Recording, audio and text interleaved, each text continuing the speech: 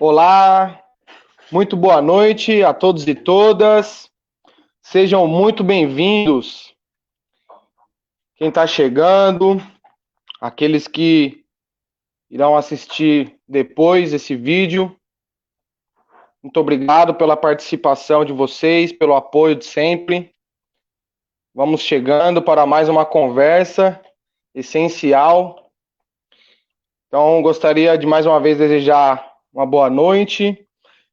Estamos aqui para mais esse encontro, dando continuidade à nossa websérie Itapanhaú, neste que já é o nosso 12º encontro, trazendo bastante temas aqui, discutindo com bastante qualidade, trazendo muita informação. E vamos tratar de um assunto hoje muito importante e ainda pouco conhecido por muitas pessoas. E com o objetivo de manter a qualidade dos nossos encontros, que vem trazendo profissionais excepcionais aqui para discutir a questão envolvendo a transposição do Rio Itapanhaú, convidamos um especialista para tratar do assunto de hoje. Então, eu gostaria de apresentar o nosso convidado dessa noite, Bruno Pulga. Ele é economista, mestre e doutor em desenvolvimento econômico pela Unicamp, foi pesquisador visitante na Universidade de Michigan, nos Estados Unidos, e é pós-doutorado na Universidade Federal do Paraná. Ele que é diretor da Sociedade Brasileira de Economia Ecológica e atua na interface entre economia, meio ambiente e sociedade. Então, vou colocar o nosso convidado aqui dessa noite na tela. Muito boa noite, Bruno. Antes de passar a palavra para você, gostaria de agradecer imensamente, em nome do movimento, em nome de toda a nossa rede de apoiadores e colaboradores que tanto confia e apoia o nosso trabalho, e dizer que continuamos, nesse trabalho incansável, em luta e em defesa pelo Rio Itapanhaú, e para nós é uma grande honra a tua presença. Então, agradeço imensamente ter aceitado o convite de estar conosco aqui nessa noite de sexta-feira, conversando um pouco e colocando também um pouco das tuas experiências, da tua visão sobre o caso aqui do Itapanhaú. Então, seja muito bem-vindo e grato mais uma vez pela disposição em colaborar. Boa noite a todos, boa noite, Rafael, obrigado pelo convite, especialmente você e ao Geraldo pelo convite. A gente tenta sair um pouco da academia e um pouco mais para o pé no chão para tentar dar suporte a vocês, movimentos sociais principalmente, com apoios técnicos, subsídios, para que, enfim, a melhor decisão seja tomada sempre quando envolve questões de conflito socioecológicos, E o ano passado estive aí com um pesquisador da Universidade de Manchester, para conhecer a situação da transposição, conversamos bastante, foi um debate bem profícuo, e ficou aí o convite do Geraldo para que a gente conversasse sobre isso, e fico à disposição de vocês, para que a gente possa ter um bate-papo gostoso essa sexta-feira à noite aqui. Maravilha, maravilha, Bruno. Então, para a gente começar, eu gostaria de, se você pudesse, colocar um pouco da tua experiência, da tua visão no tema, em relação à questão aqui da nossa luta em defesa do Rio Itapanhaú. Se você puder colocar alguma coisa para a gente iniciar esse bate-papo? Claro. Só um breve histórico, Eu comecei, apesar de ser economista, eu enveredei para as questões ambientais desde o mestrado, aqui no final da graduação, A formação do economista, ela é uma formação bem restrita e não abarca temas muito importantes, assim como ecologia, meio ambiente, mudanças climáticas. A gente sempre vê uma coisa bem marginal na nossa formação, e senti muita falta disso e comecei a pesquisar, fui me interessando, pesquiso temas ligados à mudança de uso do solo, políticas ambientais, e durante meu doutorado eclodiu a crise hídrica em São Paulo, Então todo mundo sabe todo mundo aqui vivenciou o que aconteceu na crise hídrica de São Paulo. Foi um momento muito, muito tenso, da nossa história, em relação à gestão dos recursos naturais, principalmente gestão dos recursos hídricos, uma iminência de um colapso, e que, por um lado, crises são são momentos difíceis, mas também são oportunidades, né? Então, todo um movimento ambientalista, um movimento social, as universidades viram aquele momento como talvez uma janela de oportunidade para que mudanças fossem feitas rumo a uma nova cultura da água, né? Então, rumo a um novo paradigma, né? Por quê? O jeito que a gente lida com a água, historicamente a gente sabe, né? A gente, enfim, não precisa ir muito longe, né? Eu moro aqui em São Paulo, todo mundo que chega em São Paulo fica um tanto quanto chocado, né? Quando vê as situações dos nossos rios, né? São canais, né? Então são meramente, são considerados, na verdade, pelos gestores como um empecilho ao desenvolvimento, né? Isso vem de um modelo de desenvolvimento no século XX, obviamente, né? Uma questão modernista, e que a partir da década de 70, principalmente, né, com as grandes obras de infraestrutura, as grandes obras hidrelétricas, todo esse modelo de desenvolvimento foi sendo o quê? Foi sendo delineado, né, as grandes obras de infraestrutura para possibilitar o acesso à água, para permitir o crescimento econômico, permitir toda a questão de disponibilidade hídrica, né? Obviamente isso, né, com as grandes obras de infraestrutura, quem é aqui de São Paulo sabe, né, que tem o sistema Cantareira, os sistemas produtores de água na região metropolitana de São Paulo, e isso durante 30, 40 anos causou o quê, né? Causou um atraso na gestão dos rios internos nossos, né? Então a bacia do Alto Tietê tem uma criticidade absurda, né, em termos de disponibilidade hídrica, mas por quê? Não questão de quantidade, questão de qualidade, né? A gente tem muita água aqui na bacia, tem água de boa qualidade, principalmente no subterrâneo, mas o que temos é falta de acesso, né, e de qualidade dessa água, né? Então, o nosso modelo de desenvolvimento, né, baseado principalmente no que a gente chama de modelo baseado em infraestrutura. A gente vive num ideal que enxerga, né, essa era hidráulica, né, como, enfim, o progresso ser esse desenvolvimento de novas infraestruturas, e que, a partir do momento que a gente tem cada vez mais conflitos, né, então tem 20 e poucos milhões de pessoas morando na cabeceira de um rio, obviamente não tem água disponível em boa qualidade para todos, e você faz o quê, como gestor? Você pode resolver o problema de uma situação mais custosa, mais longo prazo, que é resolver a qualidade dos rios, melhorar essa disponibilidade, melhorar a questão de contaminações, ou você simplesmente pode trazer água cada vez mais longe. E esse é o modelo que a gente tem visto ser o modelo atual, né? Modelo que, enfim, infelizmente, não houve mudanças ou rupturas desse modelo, dado a crise hídrica. Então, posto esse desafio, né, de ter cada vez mais pessoas, exigências de cada vez mais de demandas hídricas, a gente tem um novo e complexo desafio que a gente não consegue entender ainda, que são as mudanças climáticas, né? Então, o que são as mudanças climáticas? Como que as mudanças climáticas vão afetar a provisão dos recursos hídricos, principalmente numa metrópole, né, como São Paulo, uma megalópole como São Paulo, é o grande desafio.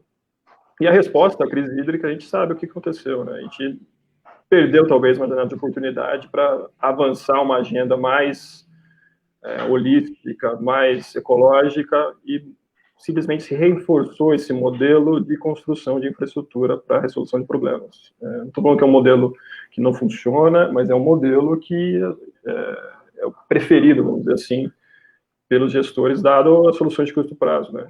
E isso é uma questão econômica, é uma análise custo-benefício. O que é mais barato? Mais barato e mais factível tratar nossas águas aqui em São Paulo ou trazer água de fora? Trazer água de fora. Então, os gestores preferem justamente isso. Primeiro, trouxemos águas da onde? Sistema Cantareira. Bacias do Cantareira, as bacias formadoras do Cantareira, do sistema Cantareira, ficam em Minas Gerais. Então, toda a disponibilidade hídrica da bacia do Piracicaba ficou comprometida, obviamente, óbvio, com a construção da Cantareira. E a gente tem todo um plano, né? Isso aí não é uma coisa de agora, né? O plano de aproveitamento dos recursos hídricos da macrometrópole é claro em relação a isso, né? De ter essa cada vez mais as fontes externas. Então, o Itapanhaú se encaixa numa dessas vertentes, né? Então, trazer a água do Itapanhaú resolve um problema temporário, talvez, não sei. Mas ele cria um outro problema mais sério, de longo prazo, que é uma questão que não está internalizada dentro do processo de tomar decisão, que são os efeitos de longo prazo das mudanças ecológicas. Porque se você olhar uma ótica simplesmente utilitarista, a água é água, certo? Então, uma água aqui na bacia do Alto Tietê, com uma água ali da bacia do Piracicaba ou da bacia da Baixada Santista, você simplesmente faz a conexão entre uma e outra. Mas e os processos ecológicos que dependem disso, né? E as funções e serviços ecossistêmicos que dependem dessa água? Como que é feita essa análise? É feita essa análise dos processos licitatórios, dos processos de avaliação de impacto ambiental? Num nível muito raso, talvez, porque também não tem conhecimento necessário, suficiente para entender a dinâmica, como vai ser sobre isso, né? Então, é importante o quê? A mobilização da sociedade para entender, primeiro, o que está posto em jogo, né? Essa infraestrutura é para quê, por quê e para quem? Ela vai atender os desafios da Baixada Santista, que enfim, ou os desafios ecológicos, as demandas ecológicas do ecossistema, ou simplesmente vai ser uma adicionalidade a um sistema complexo, que é o sistema produtor de água de São Paulo. Então, essas são as questões que permeiam isso, né? E se você pensar num cenário de mudanças climáticas, o que vai acontecer? A intensificação dos eventos climáticos extremos. Então, mais secas, mais enchentes, são mudanças no comportamento hidrológico, no ciclo hidrológico, com certeza exigem uma flexibilidade nas instituições, flexibilidade na tomada de decisão. Então, é uma coisa que ainda estamos caminhando, na verdade, que enfim, a gente talvez perca um pouco essa questão das janelas de oportunidade, mas a sociedade civil organizada é muito importante para simplesmente, quando os órgãos ambientais ou os órgãos que deveriam responder frente aos interesses da sociedade não conseguem fazer avançar a sua agenda, a sociedade civil organizada tem que marcar posição para simplesmente não barrar a qualquer custo, sem racionalidade, seja ecológica, ambiental ou econômica, mas simplesmente deixar claro isso, né? A transparência é fundamental. Legal. Importante, Bruno, você colocar isso. E então vamos dar um tempinho aqui, até para também ver um pouco aqui da interação do pessoal aqui no chat que está chegando. Por enquanto, o pessoal dando boa noite. Marli deu boa noite, Zoraide, Rose, Geraldo já está por aqui também, dando seu boa noite a todos. A Marta, o Milton, Cida, Vilma, Lu, todos dando boa noite. Boa noite, pessoal. Sejam bem-vindos. A gente está aqui iniciando essa conversa de hoje. E aí eu fiz algumas anotações aqui de coisas que você comentou que são bem delicadas ao nosso entendimento, né, do movimento. Quando você fala da questão, você traz esse resgate e menciona essa questão das obras de infraestrutura, depois você menciona o tema das mudanças climáticas, depois você menciona também essa questão da necessidade de existir uma avaliação integrada dos impactos que esse empreendimento pode ocasionar.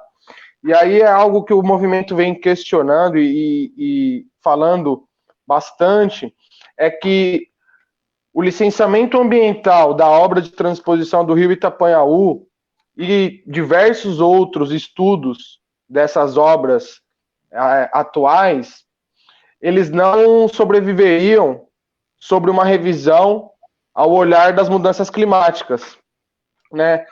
E aí o porquê que a gente comenta isso, e aí olhando sobre tendo essa visão sobre as mudanças climáticas, a gente chegou a uma conclusão também que a obra do rio Itapanhaú ela é um crime contra a humanidade, porque atualmente já é comprovado que as mudanças no clima elas estão sendo elas estão ocorrendo por conta das atividades humanas nos últimos 50 anos.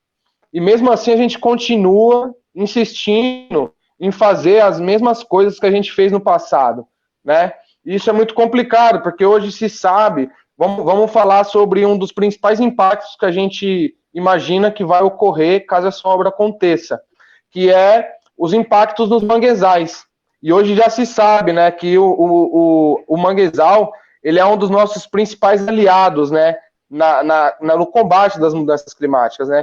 Já é comprovado que é uma planta que tem um crescimento muito rápido, que resgata muito gás carbônico durante sua vida, e infelizmente esses locais eles foram muito impactados por conta da falta de conhecimento primeiro deles, depois também pela grande especulação imobiliária, né, devido à construção de portos, marinas, até as cidades litorâneas. Então hoje o que a gente tem de manguezal preservado, a gente deveria estar lutando para manter esses lugares preservados, não colocando em risco essas áreas. Então, na sua opinião, nessa questão das mudanças climáticas, se houvesse uma revisão, né, desse estudo de licenciamento ambiental, o que você acha, na tua opinião, que isso poderia acarretar?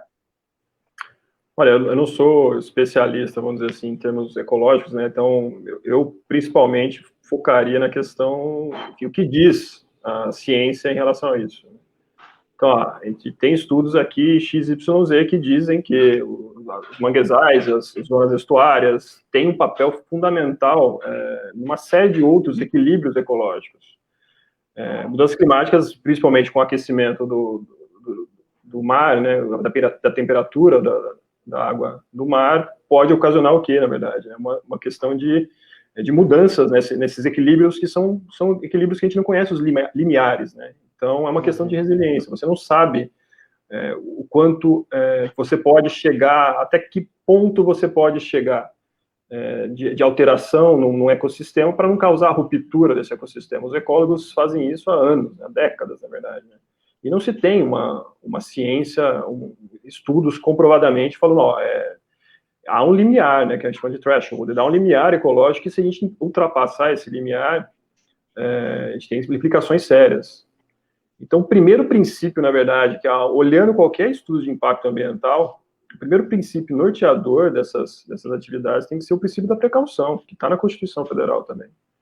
Então, se você não sabe, ou se você não consegue mensurar e avaliar os possíveis impactos ambientais e ecológicos de uma obra, você não deve fazer essa obra. Então, eu não conheço, eu não tive acesso direto aos estudos de impacto ambientais, mas pelo que eu escutei sobre isso nas lives, assim, tem algumas falhas, talvez, ou algumas coisas que são mais simplistas. Então, é necessário o quê? Dar o tempo ao tempo do processo. Então, porque muito do problema dos relatórios de impacto ambiental, dos análises de EIA-RIMA, que a gente vê isso, né? A obra consegue a licença prévia, o licenciamento prévio, o operador vai tocando a obra e vai colocando isso, né?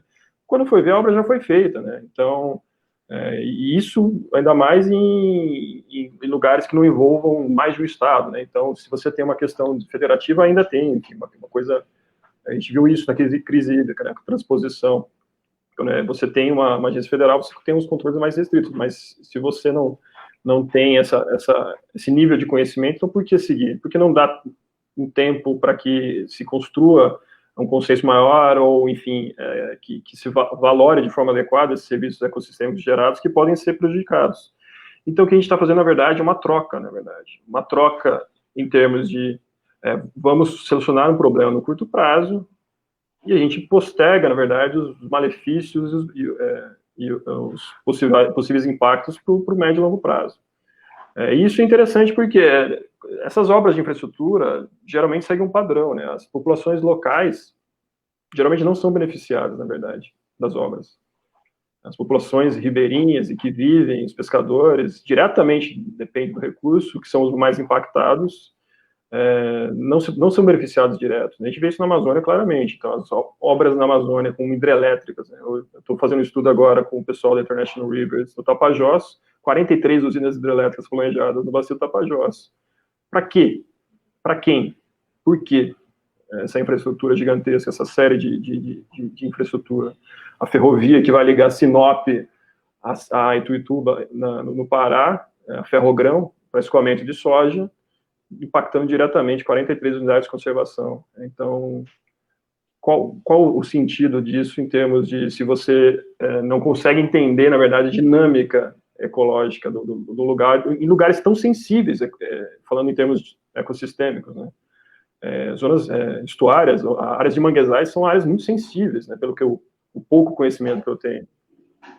Então, eu invocaria principalmente essa questão do princípio da precaução. Então, se a gente não sabe os efeitos deletérios que a gente tem sobre os ecossistemas, e mesmo assim esses custos, na verdade, socioambientais dessas obras, falando no contexto geral, né, obras de infraestrutura são totalmente subestimados, né, e aí essa questão, né, depois que a obra está feita, você não consegue voltar atrás, dificilmente volta atrás, porque daí entra uma questão, mas a obra já está feita, já gastamos milhões aqui, já faz parte de um plano XYZ, e a sociedade fica com, principalmente a sociedade local, a comunidade, fica com impacto para si. Sim, é bem complicado. Eu poderia ficar aqui um bom tempo e listar para você uma série de erros grosseiros e de vícios contidos no licenciamento que a gente identificou, e principalmente no que diz respeito à questão ambiental. Nós temos muitos técnicos, né, da área ambiental que vem colaborando com essa análise atenciosa e refinada dos estudos, e a gente constata que falta muitos estudos, principalmente para a área mais afetada, que é Bertioga, né? Eles colocam que o impacto direto vai ser na área, lá na Serra do Maimbiritiba-Mirim, por conta da instalação da infraestrutura, mas em nenhum momento eles consideram os impactos que vão acontecer aqui embaixo pela alteração da vazão, né? Você tem diminuição da quantidade de água doce num estuário, e a gente está falando de uma era onde a elevação do nível do mar está vindo com força cada vez mais. Então, o pouco que a gente pode dizer sobre isso, também não sendo especialista na área, né? Eu, no meu caso, eu sou generalista, né? Eu sou biólogo, mas eu não tenho especialidade.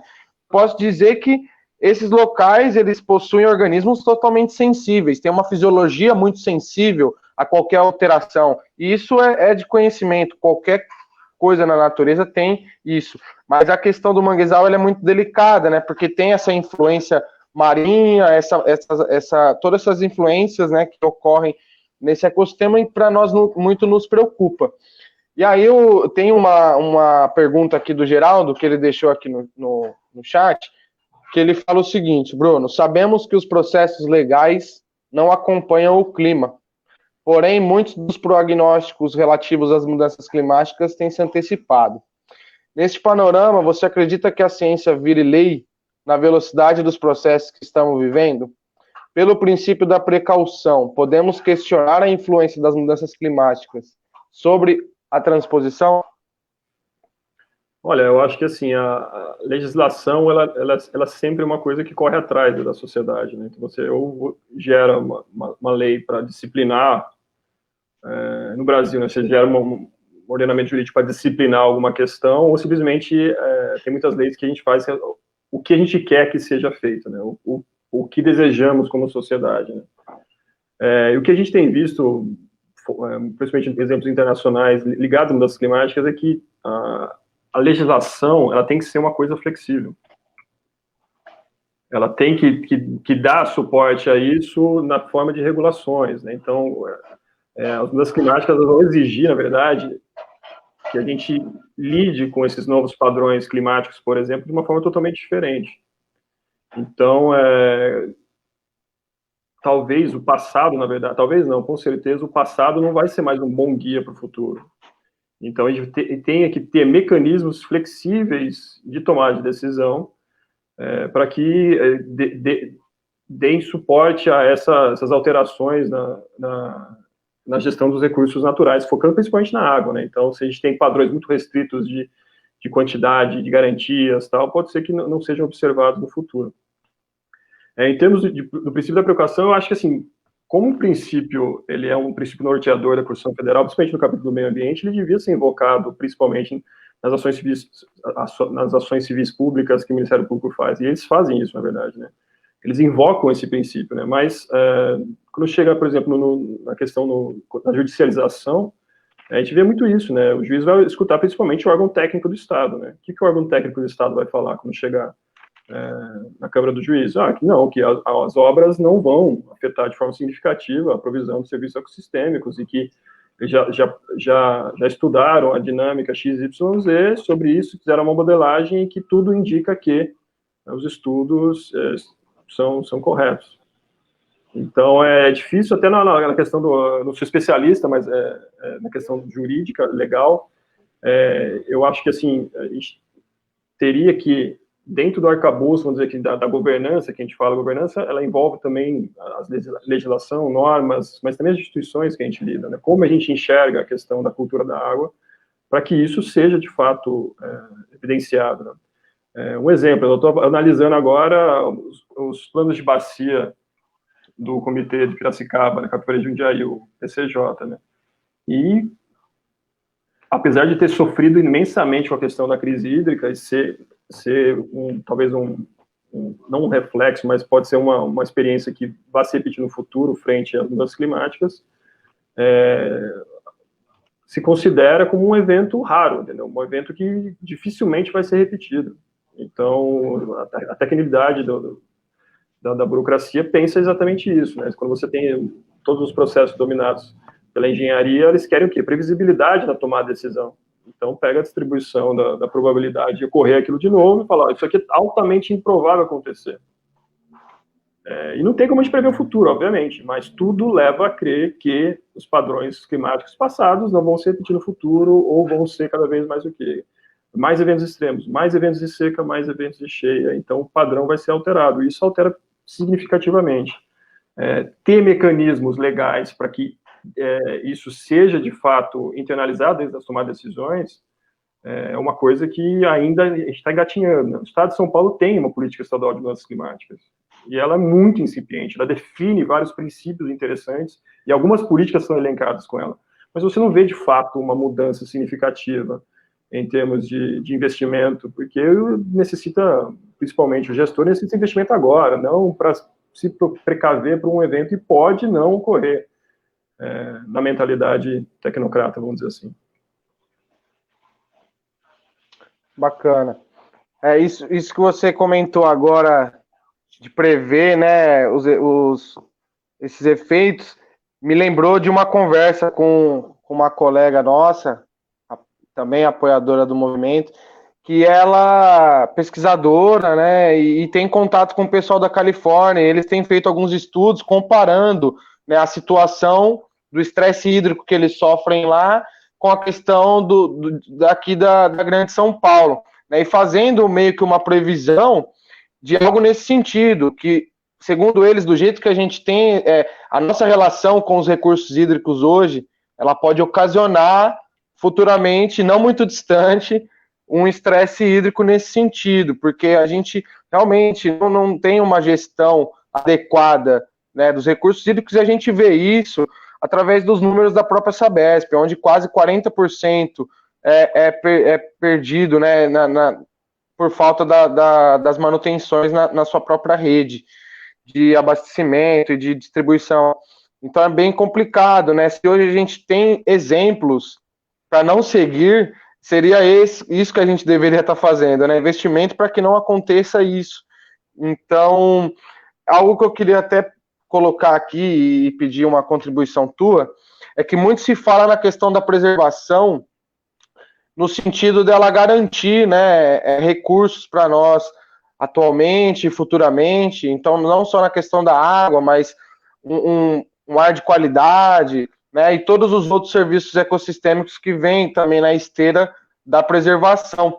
E eu queria que você comentasse um pouco do teu conhecimento sobre essa questão do valor da natureza mesmo, né, que é algo que alguns autores já falam sobre isso, muito se comenta, mas ainda eu vejo que é um assunto que falta chegar em mais camadas da nossa sociedade.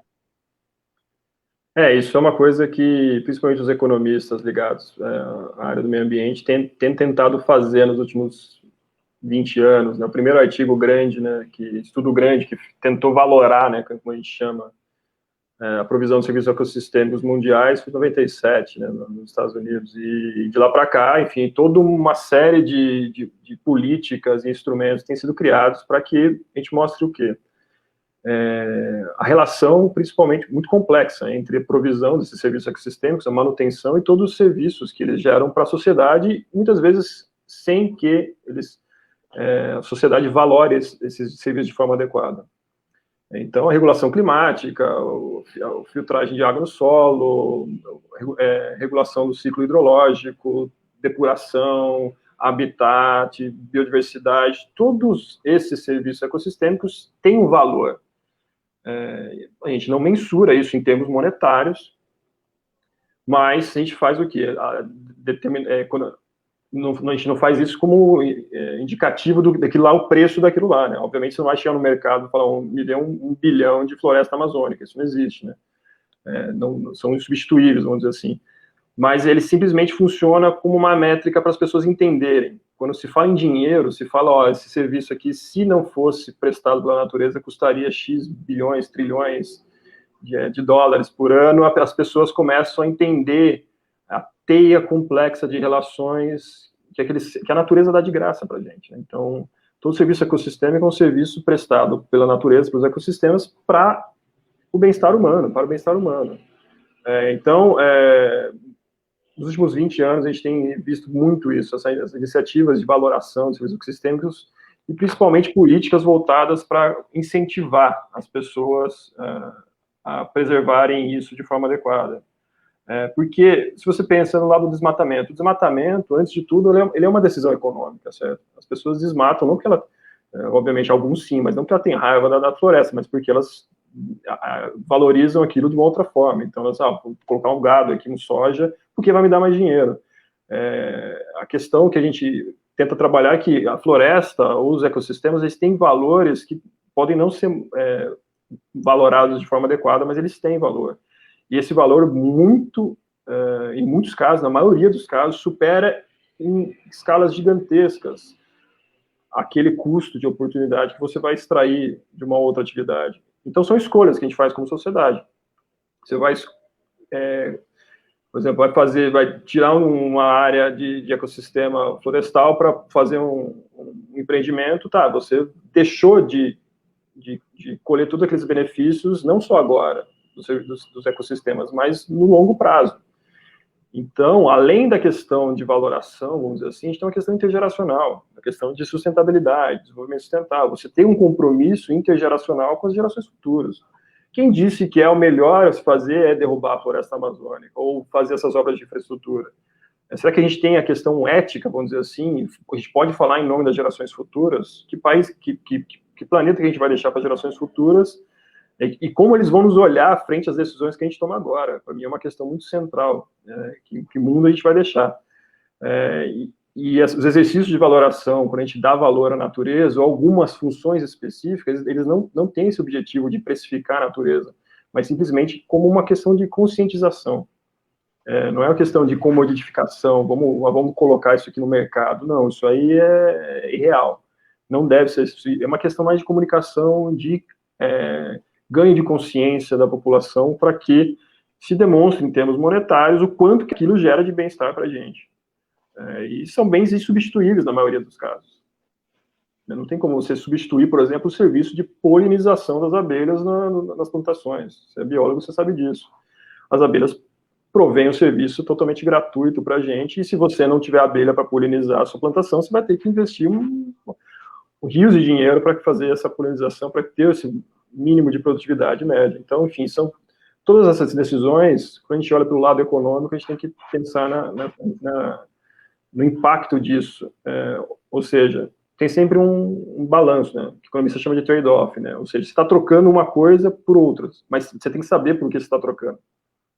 E aí precisa do quê? Informação, conhecimento, acesso à informação e acesso, e de forma transparente e clara. A gente está fazendo isso aqui, vale muito mais preservar a floresta amazônica, pelo todos os benefícios que ela gera, ou a questão do estuário em Bertioga, mas a gente quer construir um shopping. Tá bom, vocês querem construir um shopping, mas tem que estar muito claro quais são os custos e quais são os benefícios, né? E pelo que você me disse, a questão dos relatórios de impacto ambiental não dão essa quantificação de forma precisa. Porque às vezes não tem esses dados. Você tem que coletar, você tem que fazer esses dados, tem que fazer esses exercícios, é custoso. E muitas vezes não é feito de forma... Muitas vezes não, a maioria das vezes não é feito de forma contente. Sim, perfeito. E aí eu lembrei também, quando você fala essa questão de precificar, né? Eu lembrei de um filme que está passando agora na Mostra Ecofalante, que é O Senhor das Águas, que esse filme aborda a questão do mercado de água, que é uma coisa muito doida, né? Quando a gente começa a entender melhor esse tema, a gente para pensar e fala, como assim? Cobrar, né, pelo um elemento que é essencial à vida e que recentemente, né, depois de na Constituição de 88, isso, né, está garantido diversos direitos, mas a água não está lá, e somente em 2010 foi reconhecido na Assembleia Geral da ONU a questão do direito ao acesso à água.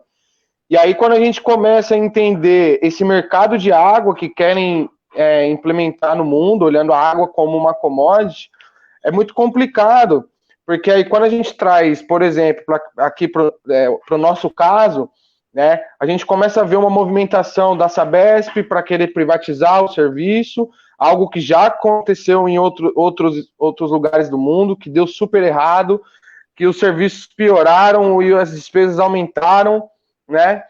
E a gente percebe que a gente está indo num caminho errado. E aí, fazendo uma análise mais profunda ainda em relação ao pagamento por serviços ambientais, né?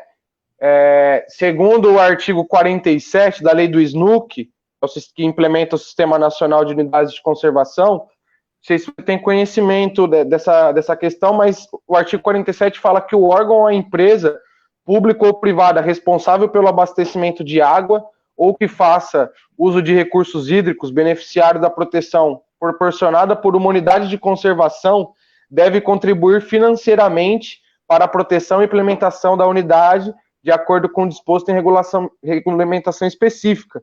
E aí o que a gente vê é que isso não acontece. Eu acredito que em diversos outros lugares do país, mas aqui para o município, no nosso caso, o que a gente vê é que todas as áreas de captação da Sabesp são dentro da unidade de conservação e que não se paga nenhum centavo por isso, né? Até onde eu sei, que eu procurei saber, parece que foi apresentada uma conta para a Sabesp, algo assim que foi estudado. Olha, se você tivesse que pagar um valor por toda a água que você retira de dentro do parque, você teria que pagar isso, uma cifra bilionária, e que as conversas pararam por aí, né?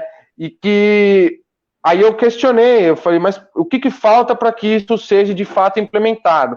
Ah, só falta a força de vontade do governador assinar um papel. Então a gente vê que é uma questão muito política, né? A sociedade civil pressiona para que algo aconteça de forma adequada, né, com a devida forma, mas só que, no fim das contas, é uma questão totalmente política, né, e que a força política, né, ela é muito grande e que a gente fica nesse trabalho de tentar trazer as pessoas, discutir, ganhar mais força para tentar, né, se colocar de uma forma mais contundente nesse caso, mas é muito complicado. Essa questão da valorização dos recursos, ele é importante, porque a Sabesp, nesse caso, ela retira a água, ela ganha com isso, com a desculpa que ela fala que cobra apenas pela a distribuição, né? Mas ela ganha muito dinheiro com isso, né? E essa obra do Rio Itapanhaú vai valorizar muito mais, né, as ações da empresa. Se você olhar para as políticas de sucesso em termos de conservação, de pagamento de serviços ambientais, o caso mais emblemático que a gente tem é na Costa Rica, né? Então, lá eles conseguiram que as usinas hidrelétricas, que são os grandes usuários da água, pagassem ao proprietários de terra que tinham ali, que mantivessem as suas florestas e reflorestassem um valor que compensasse, na verdade, essas atividades que estavam gerando, né? E aqui em São Paulo a gente tem o grande caso, na verdade, que no Cantareira, na verdade, ao redor das empresas do Cantareira, que seria o caso perfeito, na verdade, para implementar uma política de recuperação de mananciais, que é muito bem definido. Você tem um usuário muito claro, que na verdade são as empresas de saneamento, você tem a Sabesp, que tem uma super infraestrutura de transferência dessa água da bacia do PCJ para a bacia do Alto Tietê, via elevatórias e tal, e todo o benefício, na verdade, das florestas e da qualidade da água, que é muito boa das cabeceiras do Cantareira, vai direto para São Paulo, né? Campinas, Piracicaba fica, na verdade, com a água de de péssima qualidade, mas ela tem que fazer, ela não capta direto na cabeceira, né? E em Extremas, um município pequeno na cabeceira do Cantareira ali, a gente tem, que é em Minas Gerais, que tem uma super política de pagamento de serviços ambientais que é a mais bem sucedida. Mas a Sabesp não paga R$1 para Extrema. Na verdade, que a população das cidades extremas, os contribuintes da cidade extrema, que pagam, subsidiam, na verdade, uma boa qualidade da água para São Paulo. Então é uma coisa meio absurda para mim. Minha dissertação de mestrado foi sobre essas iniciativas de PSA, de pagamento de serviços ambientais, no sistema Cantareira, e ali a gente tem uma coisa perfeita, na verdade, para implementar um sistema desse. Porque é muito claro, na verdade, os benefícios da floresta, em termos de redução de sedimentos, você gasta muito menos dinheiro no tratamento da água, quando você capta essa água de boa qualidade, do que se você capta uma água barrenta lá no fundo do rio, né? Enfim, os custos de tratamento da Sanasa em Campinas, com certeza, são muito maiores do que o custo de tratamento da Sabesp aqui na cabeceira do Cantareira. E não há uma compensação. Tem toda essa infraestrutura para a Sabesp, e ela, enfim, a argumentação é clara, a infraestrutura é minha, eu construí, o governo do estado de São Paulo construiu, na verdade. E eu pago uma mixaria, na verdade, né, pela transposição, né, paga menos do que uma captação direta, pelo uso da água bruta, e, enfim, faço dinheiro com isso, e é o que é, né, a política de recursos hídricos de São Paulo é a política da Sabesp, né. Então, se a gente fizer essa pressão, na verdade, não sei porque se é suficiente, mas eles têm que ser meio que quase obrigados, na verdade, a pagarem por isso, porque eles são beneficiários diretos disso. Se você pega a cidade de Nova York, na década de 90, investiu centenas de milhões de dólares. Na verdade, não foi tanto dinheiro assim, mas eles compraram diversas áreas como se fosse no Cantareira. Compraram as áreas dos produtores para manter a floresta em pé lá, porque eles sabiam. Fizeram um cálculo. Quanto custa uma estação de tratamento de água X? Quanto custa reflorestar e manter esse solo com uma boa qualidade para que se promova uma fonte de boa qualidade? Y. Decidiu comprar as terras e remunerar os proprietários de terra na bacia de Catskills, que é um grande caso de sucesso, para que tenha boa qualidade na água. São Paulo é quase o mesmo caso, vamos dizer assim. Mesmo assim, é quase impossível você fazer que a Sabesp assuma condicionantes adicionais ao que a lei exige. Se você pega na outorga de Cantareira, da renovação do Cantareira, a renovação da outorga do Cantareira em 2004, por exemplo, tinha uma série de condicionantes, né? Você tem que fazer programas de reflorestamento, tal, não sei o quê, readequação ambiental, e em 10 anos não fizeram nada. E essa foi uma das grandes batalhas que, nessa segunda discussão da renovação da outorga, né? Porque tem que ter condicionantes. Eles são beneficiários diretos, obviamente, né? Então, não adianta chegar e, nessa época de ter que chegar com os investimentos necessários, invocar o sentimento de solidariedade do povo paulista, que é o que sempre fazem, né? Na crise hídrica foi isso. E, com certeza, é o discurso padrão para vocês aí, né? Não, vocês têm que ver que a solidariedade do povo paulista é uma coisa maior, tal, não sei o quê. Então, é o discurso padrão deles, né?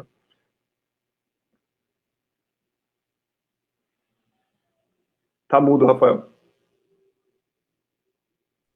Verdade, você acertou. Escutamos isso na então gestão do ex-governador Geraldo Alckmin, ele falou isso, justamente com essas palavras, que Bertioga precisava ser solidária com a capital, né? E isso é bem complicado, porque eles usam de artifícios e argumentos que coloca como se a decisão fosse nossa. Na hora assim, libera um pouco de água para o pessoal, né? Mas só que existem diversas outras formas, a perda, né? Você comentou aqui das condicionantes do Cantareira, por exemplo. A Sabesp mal investe nas recuperações dos mananciais, né?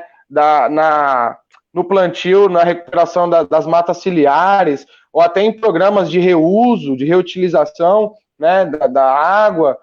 Então é bem complicado, mas aí quando a gente olha um olhar sobre os contratos de demanda firme, onde ela faz esses contratos com grandes empresas que usam muita água e pagam menos por isso, aí a gente fala, como assim? Com as pessoas pede para reduzir, que é claro que a gente tem que fazer um uso racional, mas aí com as empresas libera tanto de água que for e paga menos por isso, tá ok. Então eles invertem, né, as histórias e sempre coloca as pessoas como culpada, né? E aí o negócio altamente lucrativo que eles têm com as empresas, eles não comentam nada sobre isso, né? É bem complicado essa dinâmica. Bruno, eu só queria fazer uma atualização aqui, porque a Marta, ela colocou uma pergunta aqui no chat, ela fala, como está o processo de licenciamento? Alguém sabe informar? Eu queria fazer uma atualização para ela e para outros que tenham essa dúvida. O movimento do Itapanhaú vem acompanhando, né, o processo jurídico desde o início da intenção dessa obra, e atualmente a Sabesp ela tem a licença de instalação fase 1, a gente acompanhou agora recentemente o processo estava no IBAMA para pedir a anuência que ia ocorrer o desmatamento lá em cima. O IBAMA liberou essa anuência com toda a pressão que a gente já sabe que está ocorrendo dentro do órgão. Eles já iniciaram alguns trabalhos lá, então já está tendo desmatamento, eles já estão avançando para chegar até a cabeceira do Sertãozinho para já instalar a infraestrutura, né, as adutoras e tudo mais. Então a gente tem acompanhado, a gente tem se colocado. Atualmente, o Ministério Público, através do GAEMA, fez um pedido, né, para que houvesse um novo posicionamento da Fundação Florestal e do Conselho Consultivo do Parque Estadual da Restinga de Bertioga sobre a questão do plano de manejo, que na época não existia e agora existe um plano de manejo da unidade de conservação.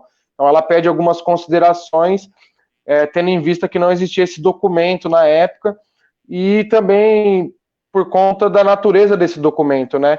Que é um documento que prevê a preservação da biodiversidade do local, né?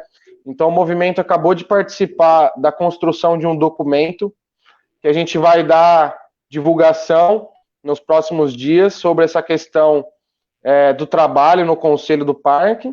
Tá? E a gente vem acompanhando de perto essa questão do processo jurídico, tendo em vista que nós apontamos diversos erros, diversos vícios no licenciamento e que a gente vem cobrando isso na ação civil, né? Então, a gente pede para que vocês acompanhem as nossas redes sociais, que é por onde a gente sempre vem informando e atualizando a questão que envolve essa obra de transposição do Itapanhaú, tá certo? Aí o pessoal também reagiu aqui, Bruno, falando que o mercado de água é totalmente ridículo, falando que teve mobilização, a Sandra falou, é isso aí, Sandra, precisamos mobilizar e contamos com você, com todos os outros. Então é isso, Bruno, a gente está chegando para 50 minutos aqui da nossa live, acredito que já deu para a gente falar coisas bem importantes aqui, mas eu gostaria de deixar aberto agora para que você faça alguma consideração final, coloque alguma coisa que você acha importante, e aí se a gente tiver mais alguma pergunta, alguma interação aqui até o momento de você finalizar, aí eu coloco para a gente poder dar os encaminhamentos, pode ser? Eu acho que enfim, destacar realmente a importância de movimentos sociais organizados e articulação, na verdade, né?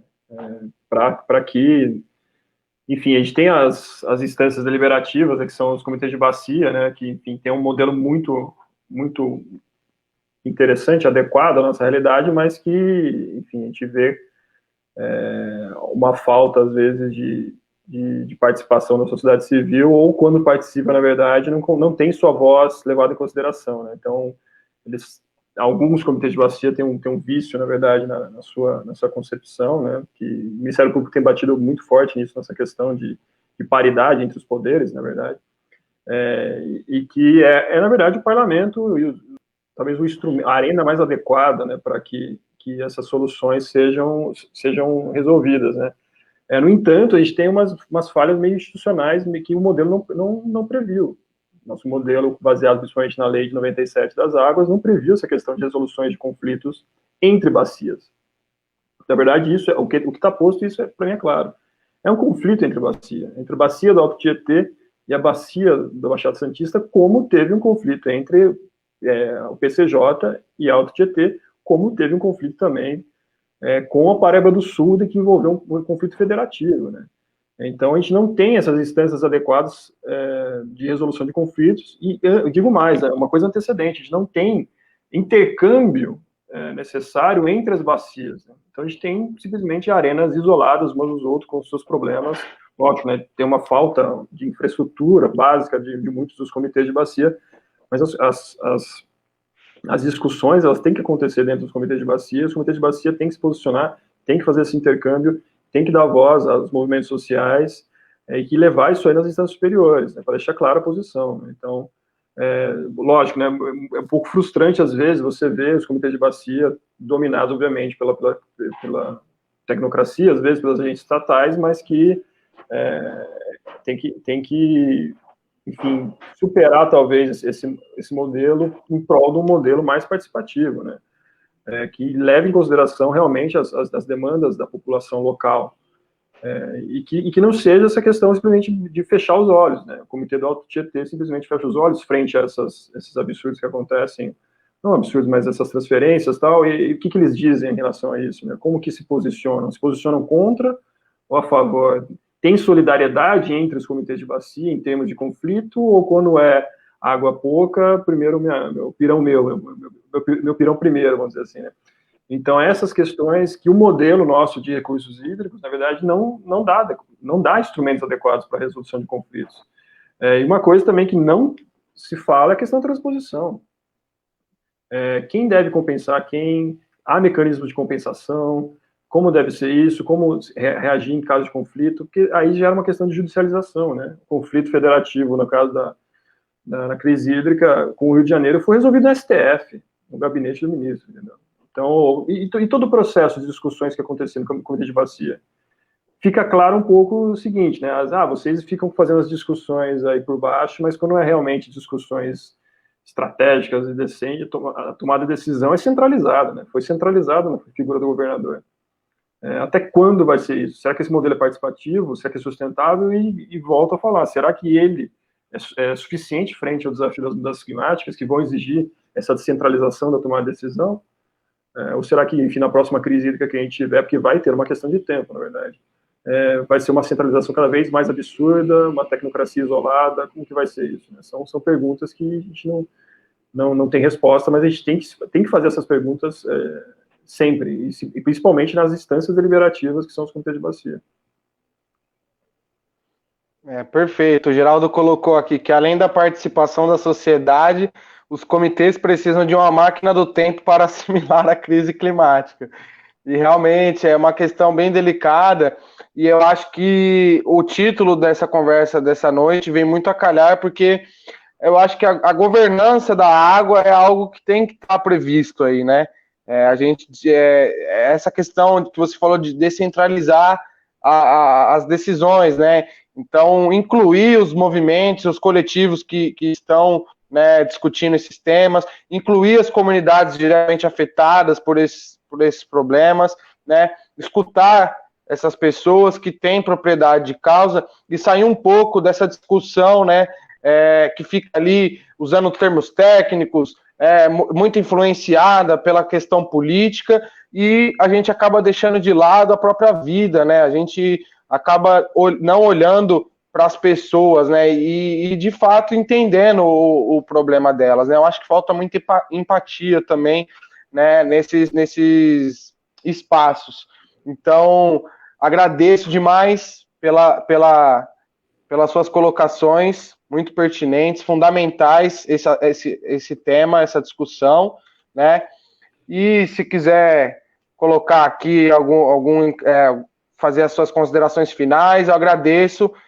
Acredito que, em nome do movimento, a gente deixa o agradecimento e que contamos com a tua colaboração aí nessa e em futuros trabalhos também. Claro, bom, primeiro eu queria agradecer realmente o convite, é sempre bom participar disso. Eu acho que a gente tem que sair um pouco, principalmente a academia, tem que ter uma autocrítica em relação a de saber quem é o usuário da ciência que vai ser afetado e descer do pedestal que geralmente os acadêmicos estão, não só os acadêmicos, mas os técnicos e também os políticos, principalmente, e conversar realmente com o povo, né, com a população local, com as pessoas que vão ser afetadas pelas tomadas de decisões. Porque justamente isso, são histórias, né? O território, na verdade, ele tem significados distintos para cada pessoa, né? E isso é uma coisa que os processos técnicos tentam meio que se neutralizar frente a essa questão, né? É uma questão de justiça ambiental, né? Então, você falou muito bem, na questão de ter empatia frente ao desafio que determinadas populações têm enfrentado é fundamental. E, de antemão, já me coloquei à disposição de vocês, e se porventura precisarem de auxílio no que puder contribuir, eu fico à disposição de vocês, de todo o movimento. Estamos aí. Maravilha, Bruno. Então é isso, pessoal. Espero que tenha sido um papo agradável para vocês. O tema aí proposto de hoje, acredito que super importante e fundamental a gente aprofundar mais essa discussão e deixar aqui o nosso compromisso de continuar aí com alguns outros temas relacionados à questão da transposição, trazendo informação de qualidade a todos, para que a gente amplie aí a discussão, nosso conhecimento nos temas, e pedir para que todos aí acompanhem os nossos trabalhos pelas redes sociais, e que semana que vem a gente se encontra para mais uma live da nossa websérie Itaponhaú. Até mais, se cuidem.